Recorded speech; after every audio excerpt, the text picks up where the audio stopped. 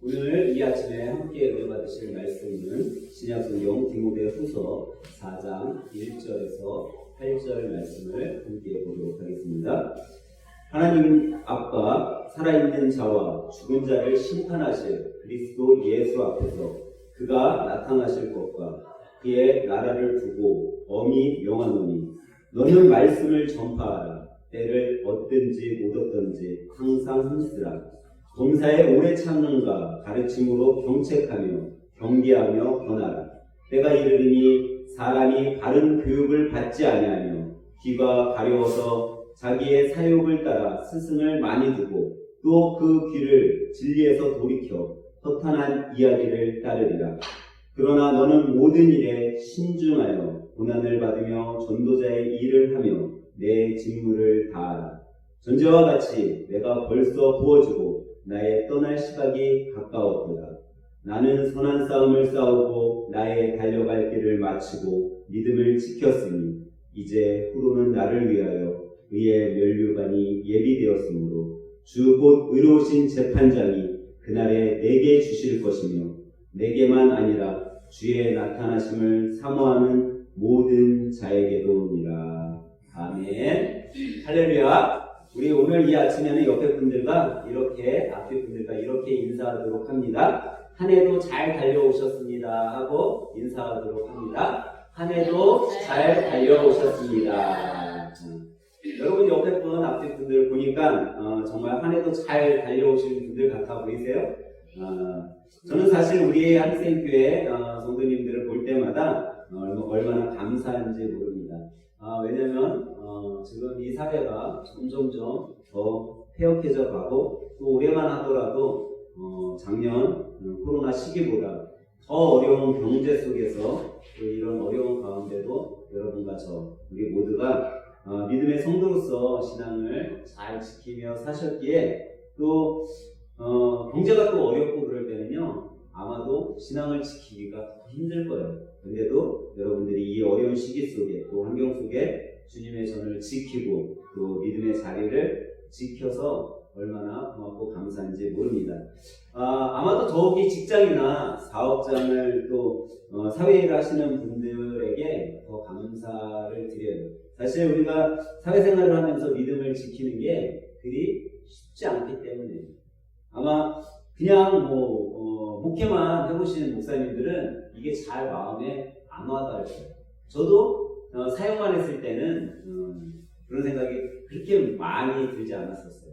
근데 우리가 사회생활을 하면서 신앙을 지키는 게 정말 힘들다라는 거예요. 왜냐하면 사회생활을 하면요 성경에 맞지 않은 일들을 하게 될 때도 있고 성경에 맞지 않은 자리에 나갈 때도 있게 되기 때문이죠. 근데 그 속에서도 내가 신앙인으로서 신앙의 자리를 지키고 또 굳세게 또 주님이 맡겨주신 그 사명을 감당하며 사는 것이 너무나 힘들다는 걸 잘 알고 있기 때문에 더욱이 우리 믿음의 성도들에게 감사를 드리고 존경할 따름입니다. 근데 여러분 예전이나 지금이나 교회 가면 남자분들이 많아요? 여자분들이 많아요? 여성분들이 많잖아요.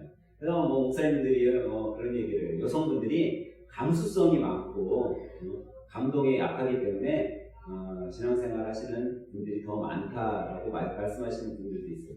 근데 제가 이렇게 생각해 보니까 왜 예전이나 지금이나 이렇게 여성분들이 많을까? 그 중에 가장 큰 이유 중에 하나가 예전에는 교회 여성분들이 거의 다 했어요. 그 이유 중에 하나가 남성들은 사회 참여도가 많았기 때문에 사회에 일을 하고 직장을 다니고 사업을 하고 근데 여성분들 우리 어머니들이라고 하는 분들은 사회생활보다는 가정일들을 많이 했고 또 주말과 주일에는 그래도 시간이 좀 있었기 때문에 교회에 나올 수도 있었고 또 믿음의 사람들과 교제를 나누면서 신앙생활을 하면서 살았기 때문에 교회에 아무래도 여성분들이 많이 있었죠.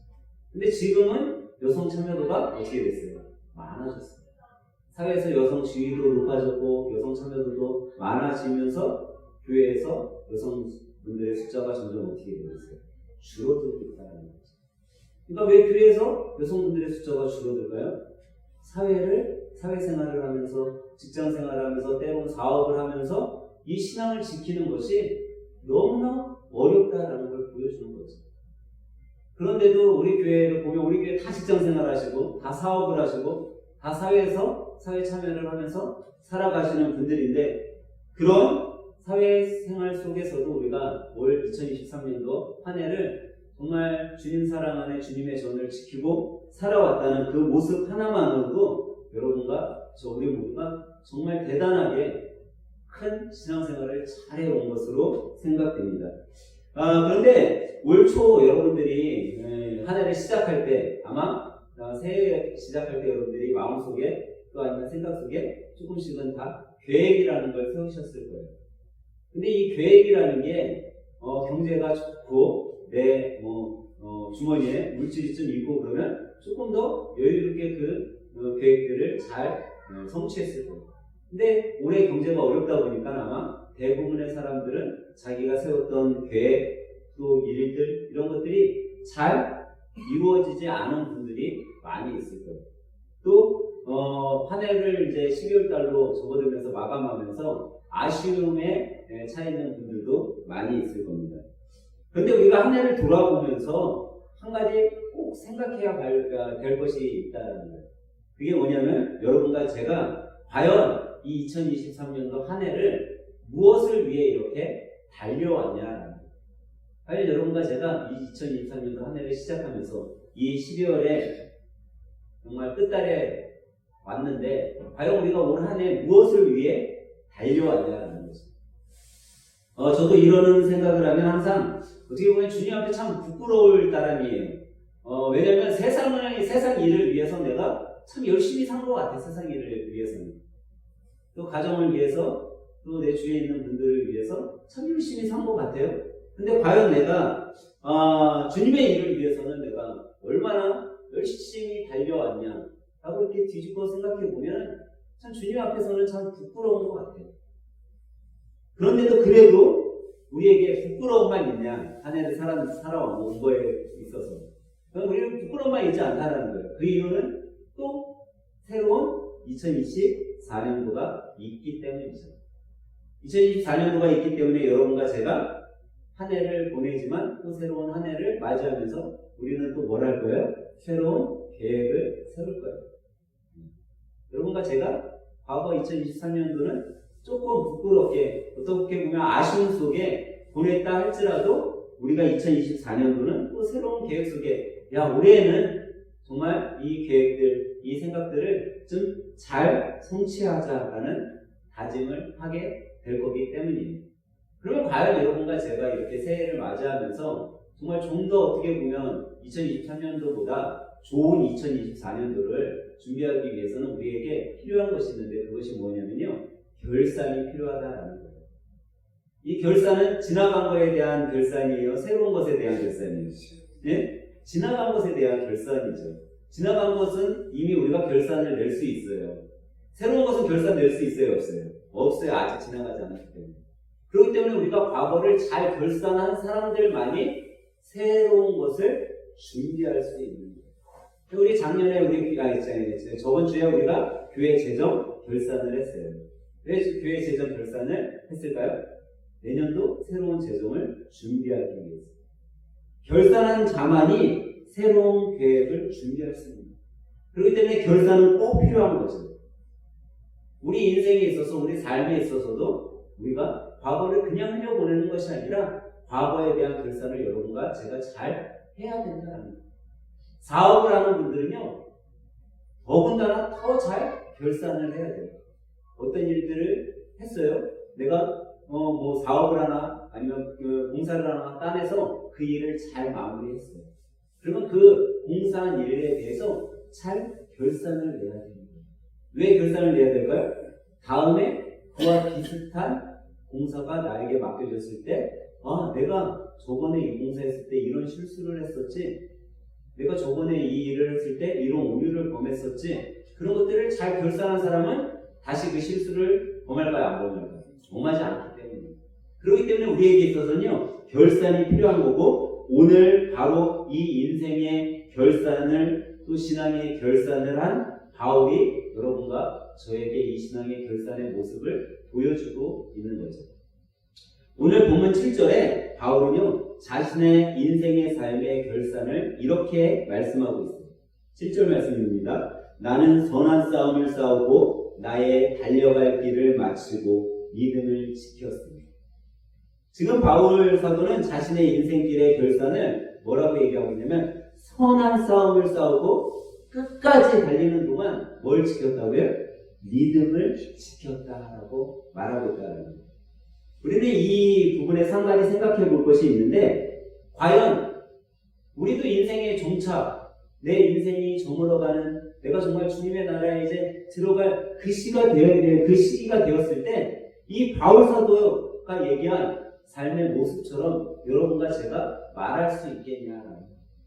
사실 바울은요, 사울이었을 때, 바울이 되기 전 자기 이름이 사울이었을 때 예수님을 핍박하던 자였습니다. 예수님을 믿는다고 하는 크리스찬들을요, 어떻게 해서든지 죽이려 했고 감옥에 넣으려 했던 사람이에요. 그런 사람이 지금 자기 인생의 마지막 길에 뭐하고 있어요? 자기 스스로 자기가 잘났다 얘기하는 거예요. 나 이렇게 잘난 사람이야. 나 이렇게 내 인생 잘 산 사람이야. 라고 자기가 자기를 스스로를 칭찬할 정도의 삶을 사는 거죠. 어떻게 보면 자기 인생에 있어서 너무나 당당함을 이야기해 주고 있는 거예요. 여러분, 아마 여러분과 저도 삶 속에 고난과 핍박, 여러 가지 일들이 있을 거예요. 사실 내가 예수님 안 믿었다면 당하지 않은 핍박들도 있을 거예요. 내가 하나님 안 믿었다면 저는 싫은 소리 안 들을 수도 있어. 내가 예수님 안 믿었다면 조금은 거짓되게 살았고 조금은 나쁘게 살아서 내 이익을 창출할 수 있었을지도 몰라요. 그런데 여러분과 제가 그런 아픔들을 잘 참고 인내하고 내 인생길을 끝까지 달려갔을 때에는 이 사도 바울이 자기 인생을 당당하게 이야기했던 것처럼 우리도 그렇게 이야기할 수 있다는 거죠. 근데 왜 우리가 이렇게 그리스도인으로서 신앙인으로서 참으면서 살아야 될까? 좀 그렇지 않아요? 내가 예수님 안 믿었으면 안 참고 살아도 되는데, 내가 예수님 믿으니까 참아야 되는데 좀 화가 나기도 하잖아요.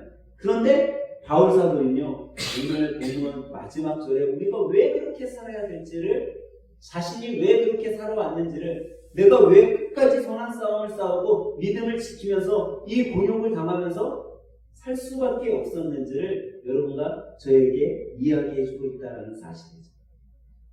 오늘 본문 8절 마지막 절 말씀입니다. 이제후로는 나를 위하여 의의 면류관이 예비되었으므로 주 곧 의로우신 재판장이 그날에 내게 주실 것이며 내게만이 아니라 주의 나타나심을 사모하는 모든 자에게뿐이라 라고 말씀하고 있습니다. 여기 보니까 바울 사도가 선한 싸움을 싸우고 믿음을 끝까지 지킨 것이 다른 것에 있는 것이 아니라 왜 지켰다고요? 뭐가 준비되어 있어요? 의의 면류관이 준비되어 있다. 이제 주님 앞에 갔을 때 나에게는 의의 면류관, 천국에서의 삶이 준비되어 있기 때문에 나는 이 선한 싸움과 믿음을 지킨 그 삶을 산 이유가 여기 있습니다 라고 이야기를 하고 있어요. 근데 맨 마지막에 뭐라고 얘기하고 있어요? 이 의의 면류관과 천국에서의 삶이 나에게만, 바울 사도에게만 있다라고 얘기했어요? 아니에요. 본문은 이렇게 얘기하고 있죠. 그날에 내게 주실 것이며, 바울 사도에게도 주실 것이며, 내게만 아니라 주의 나타내심을 사모하는 모든 사람들에게 동일하게 있다라고 이야기하고 있다. 이거는 다시 말해서 여러분과 제가 주님의 나타나심을 바울 사도처럼 선한 싸움을 싸우고 믿음을 끝까지 지키면 우리에게도 있다라는 거예요, 없다라는 거예요? 우리에게도 이 의의 면류관과 천국에서의 삶이 있다라는 거죠. 그래서 저는 오늘 여러분과 함께 과연 올해 나는 어떻게 살았는가를 결산해 보면서, 나도 내 인생의 종착역에 갔을 때 이 바울 사도처럼 이렇게 당당하게 말할 수 있을까? 우리가 우리의 인생을 한번 결산해 봐야 된다는 거예요. 우리가 2023년도 한 해 잘 살았는지 신앙인으로서의 삶을 돌아볼 필요가 있다는 거예요. 그러면 여러분과 제가 과연 올 한 해 어떻게 살았을까? 첫 번째로 여러분과 제가 신앙인으로서 올 안에 과연 하나님을 얼마나 사랑하면서 살았냐라는 거. 우리가 그걸 생각해 봐야 된다는 거죠. 우리 믿음의 신앙인들의 삶은요, 딱 정해져 있어요. 그게 뭐냐면, 성경에서 말하고 있듯이 하나님의 뜻대로 살아가는 삶이에요. 그러니까 우리의 삶은요, 그냥 정해져 있는 거예요. 하나님의 뜻대로만 살면 그 삶이 신앙인의 삶인 거죠. 우리가 잘 알듯 세상에 누구도 어떻게 보면요, 자신을 사랑하지 않고 사는 사람은 없어요. 여러분, 세상 사람들 모두가 다 자신을 사랑해요. 자신을 사랑하지 않는 사람을 한번 이야기해 보라면 아마 이렇게 이야기할 수도 있겠죠. 자기 생명을 끊는 사람들 자신을 사랑하지 않는 거 아니에요 라고 이야기할 수 있을 거예요. 자기를 사랑하지 않으니까 인생을 포기하고 자살하고 그런 거 아니에요 이렇게 얘기할 수 있겠죠. 근데 여러분, 자살하는 사람들도요, 원미를 보면 자기를 너무 사랑하기 때문에 자살하는 거예요. 왜? 자기가 얼마나 살기 힘들면, 야, 이제 이렇게 내가 내 생명이라도 끊으면 나 이 고난에서 멀어질 수 있지 않냐. 아, 내가 생명 끊으면 이런 거 힘든 거 안 보고 살 수 있지 않냐. 어떻게 보면 여러분과 저보다 더 자신을 사랑하니까 그 목숨까지도 끊을 수 있는 사람들인 거죠. 그런데 여러분, 야고보 사도는 야고보서 2장 8절에 여러분과 제가 어떤 삶을 살라고 이야기하고 있는지 아세요? 이렇게 얘기하고 있어요. 야고보서 2장 8절입니다. 너희가 만일 성경이 기록된 대로 내 이웃 사랑하기를 내 몸과 같이 사랑하라 하신 최고의 법을 지키면 잘하는 것이다 라고 이야기해요. 어떻게 살라고요? 나를 사랑하는 것 같이 뭐 하라고요? 내 이웃을 사랑하라고요.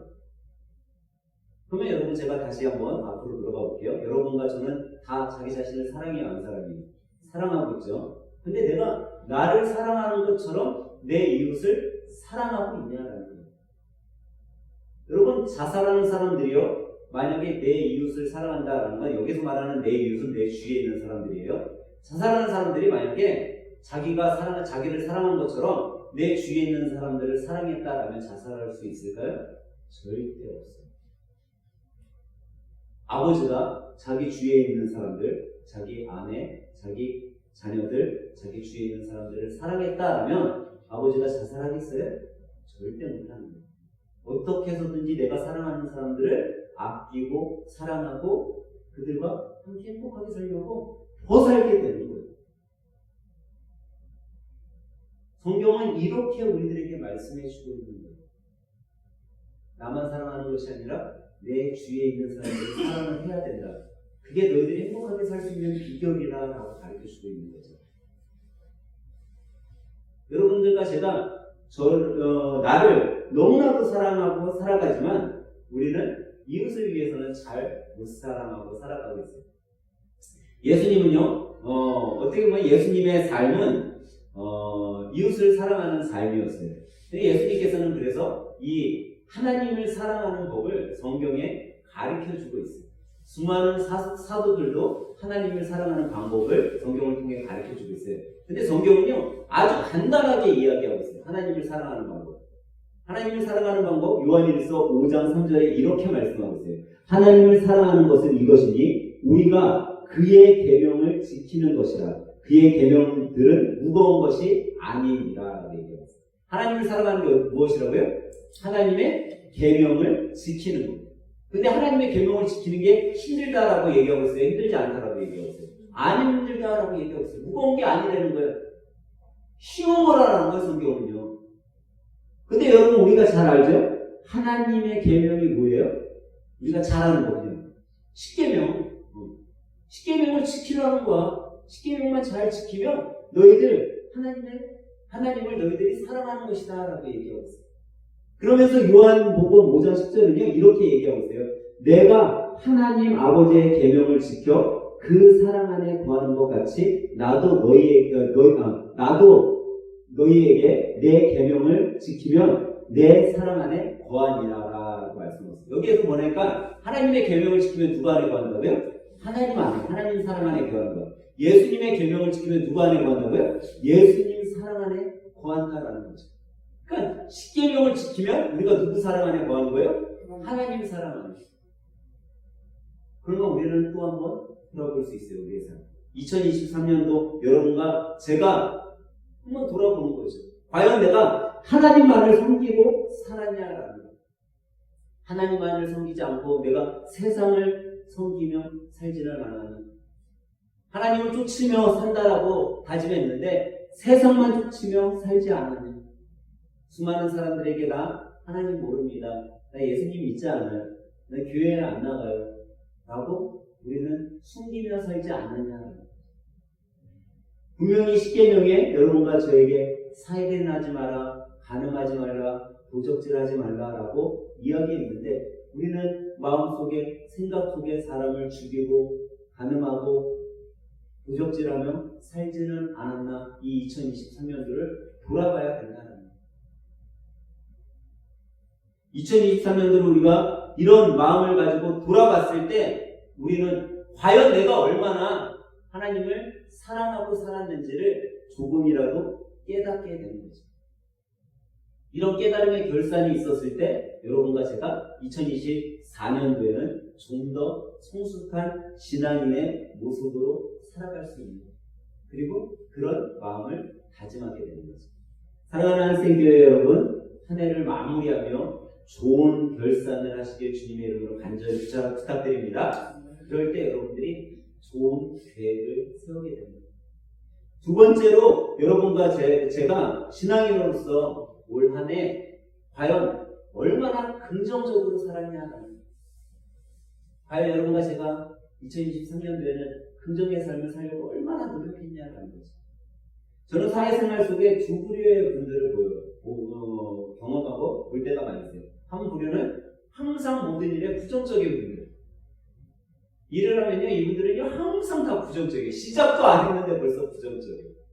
그러면요, 그분들하고 같이 일을 하잖아요. 저도 나도 모르게 내 입술에서 부정적인 말들이 나와요. 그리고 일을 하는 동안 재미가 없어요. 시간도 잘 안 가요. 짜증과 일은 더 힘들어. 주위에서 이 사람도 부정적인 얘기 계속하고요, 이 사람도 부정적인 얘기 계속하잖아요. 중간에 껴있는 사람들 부정적이 되는 거예요. 그러니까 부정적이니까 어떻게 해? 나한테 얘기하지 마요. 그러고 나와버리는 거야. 더 이상 나한테 얘기하지 마. 그러고 나와버려. 왜? 나도 부정적이게 돼. 근데 참 신기하게도 긍정적인 분들하고 일을 하잖아요. 그러면 나도 긍정적인 이야기를 해요. 그러면서 일이 잘 안 됐어요. 일이 잘 안 됐으면 부정적이고 화가 나야 되잖아. 근데 일이 잘 안 됐는데 긍정적인 분들하고 일을 하면 어떻게 일을 잘 마무리할까? 그 생각이 더 앞서게 돼요. 여러분, 긍정적인 건 어떻게 보면요, 여러분과 저의 인생을요, 더 아름답게 결산하게 만든다는 거예요. 부정과 긍정의 차이는요, 일을 할 때 여러분과 제가 즐겁고 기쁘게 일을 하고 있냐, 아니면 지겹고 짜증스럽게 일을 하고 있냐, 그것 속에서 금방 할 수 있는. 내가 아침에 사업장 문을 열 때 기쁨 가운데, 즐거움 가운데, 정말 일거리가 없고 손님이 없는데도 내가 찬양 가운데, 기도 가운데 즐겁게 가게 문을 열고 있다면 여러분들은요, 긍정의 삶을 살고 있는 거예요. 근데 내가 가게 문을 여는데, 야, 오늘도 일거리도 없을 거고 손님도 없을 거고, 파리만 날리는데 내 이거 가게 문 열어서 뭐하지? 라고 짜증과 어떻게 보면 지경 속에 여러분들이 가게 문을 열고 있다면 여러분들은 지금 부정적인 삶을 살아가고 있는 거예요. 근데 여러분, 우리가 인생의 결산을 할 때 과연 내가 얼마나 긍정적으로 살고 있냐가 여러분들의 내면을 어떻게 보면 그 긍정의 삶이 좋은 결산으로, 좋은 계획으로 내 삶을 인도해 줄 수 있다는 걸 여러분 잊지 마시기 바랍니다. 그렇기 때문에 우리는요, 꼭 긍정적인 삶을 살아야 된다는 거예요. 근데 이 긍정적인 삶 어떻게 해야지 살아갈 수 있냐? 오늘 첫 번째 말씀드렸던 하나님을 사랑하느냐 사랑하지 않느냐에 달려있다는 거예요. 하나님을 사랑하는 자들의 삶은요, 긍정적일 수밖에 없다는 거죠. 하나님을 사랑하기 때문에 말에 부정적인 말을 할 수가 없는 거예요. 야, 하나님이 내가 지금 이렇게 나쁜 말 하고 있는 거 보고 있으면 어떻게 하지? 그러니까 부정적인 말이 나올 수가 없는 거예요. 그리고 하나님이 내 안에서 역사하시니까 내 생각도 어때요? 긍정적일 수밖에 없는 거예요. 내가 또 긍정적인 삶을 살아가니까 부정적인 것을 바라보는 것이 아니라 어떤 걸 바라보게 돼요? 자꾸 더 긍정적이고 좋고 사랑스러운 것을 바라보게 되는 거죠. 여러분, 긍정적인 삶을 살아가기 위해 가장 중요한 것 하나, 이 세 가지 중에 가장 중요한 것 하나가 뭘 것 같아요, 여러분들? 말?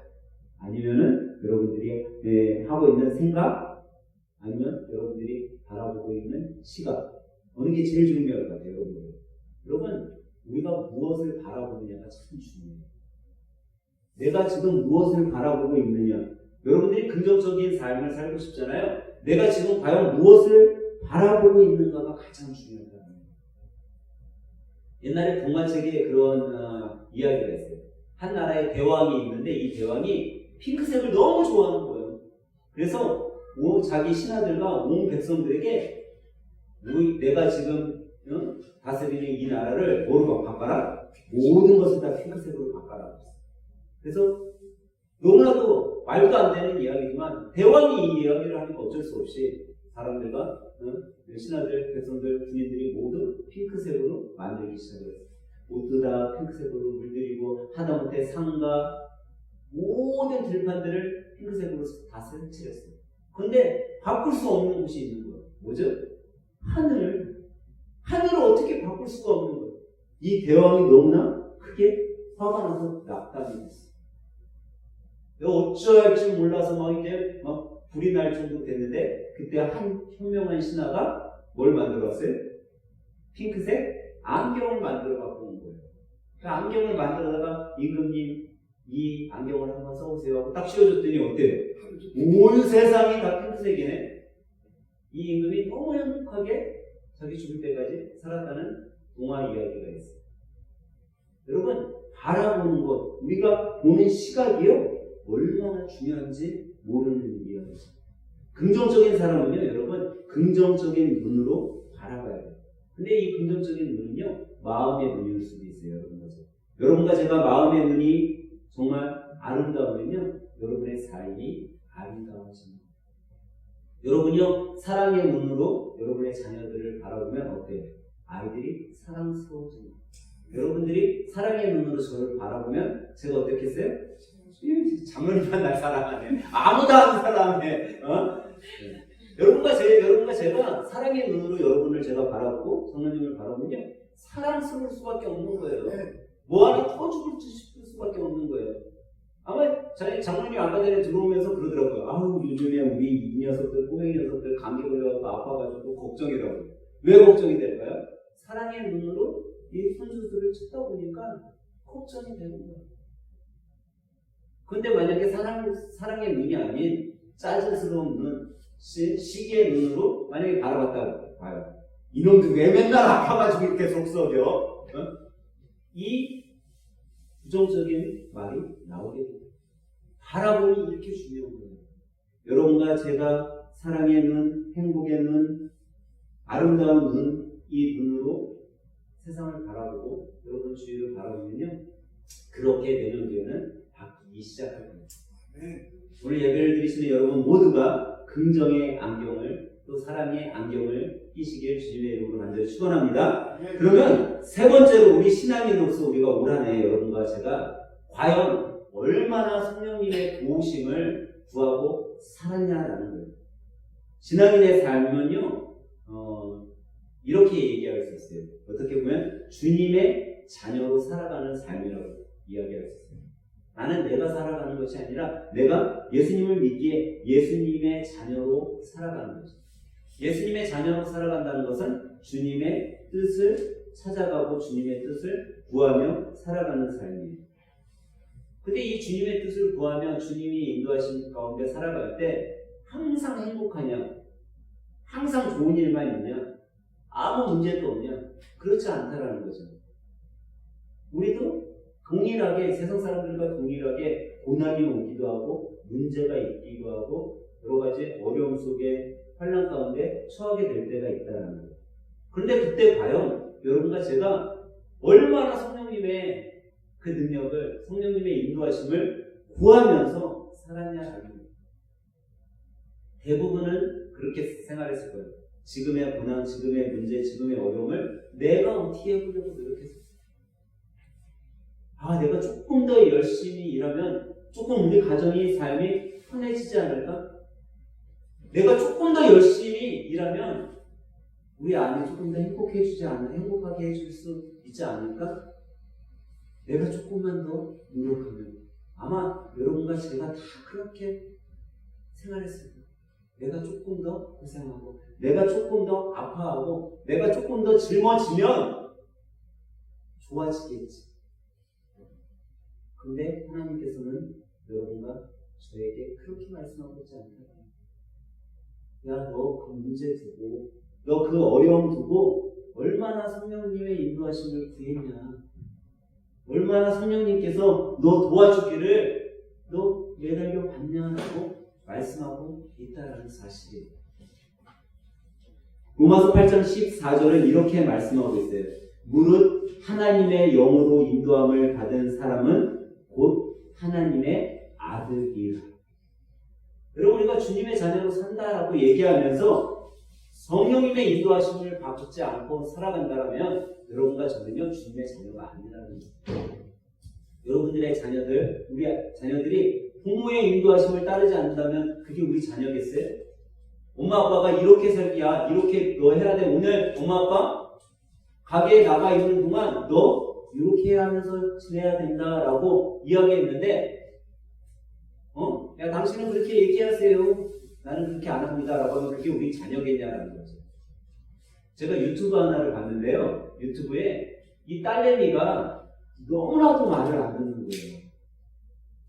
그래서 엄마도 혼내보고 아빠도 혼냈어요. 근데 얘가 말을 들어 안 들어?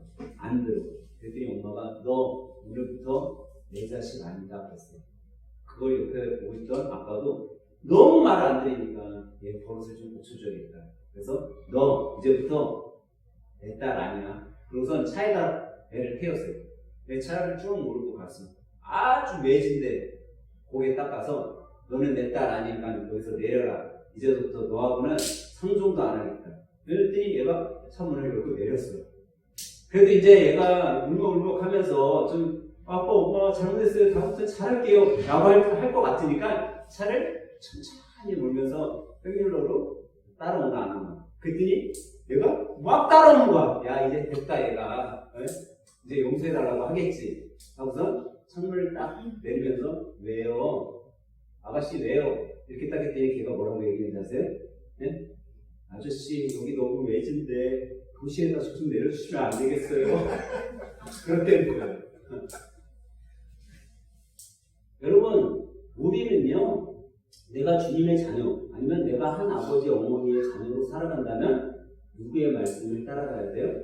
부모님의 말씀을 따라가야 돼요. 내가 주님의 자녀로 살아간다면 하나님 아버지 주님의 말씀을 따라서 살아갈 때 주님의 자녀가 된다는 거죠.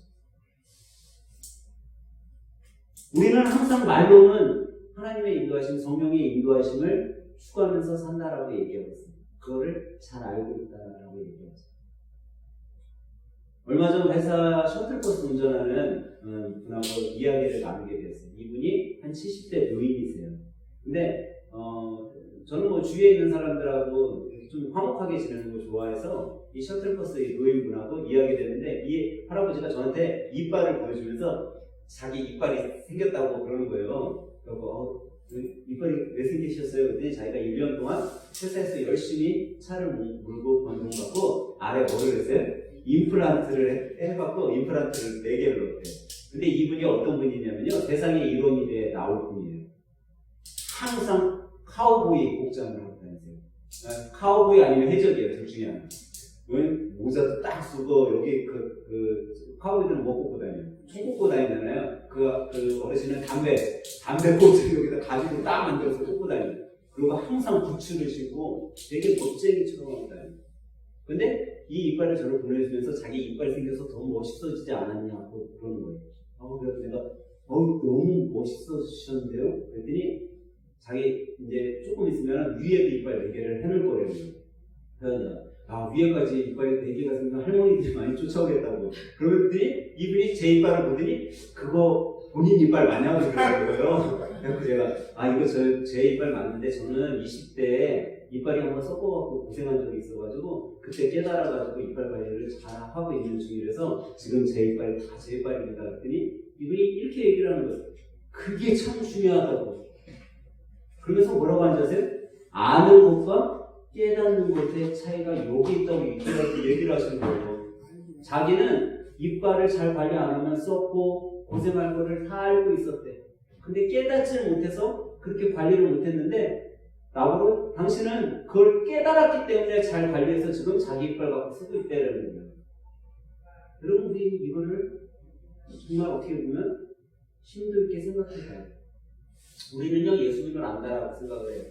하나님의 말씀도 안다라고 생각을 해요. 근데 여러분 아는 것과 깨닫는 것은요 너무나 큰 차이가 있어요. 네. 여러분 아는 사람은요 행동으로 옮기지 못해요. 하지만 깨닫는 사람은요 행동으로 옮길 수 있어요. 똑같은 설교를 듣는데요 아는 사람은요 은혜를 받지 못해요. 왜? 야 목사님 왜 저렇게 설교해? 이거 이런 내용인데? 이거 하나님 말씀 이거 이렇게 설명해야 되는데 너무 많이 알고 있기 때문에 은혜가 안 되는 거예요.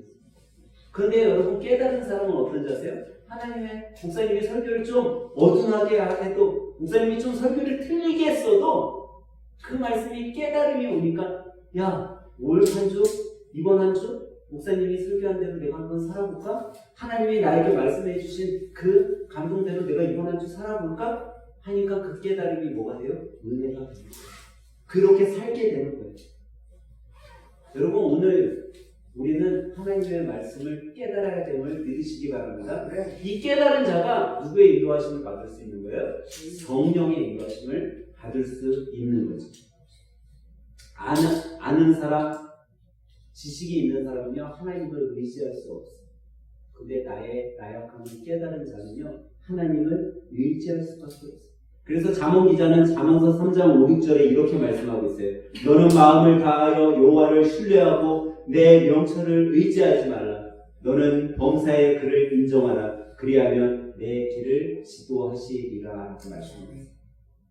사랑하는 여러분 오직 하나님만을 인정하고 그분을 섬기시길 주님의 이름으로 간절히 축원합니다. 이것을 우리가 깨달을 때 하나님을 인정할 수 있는 거예요.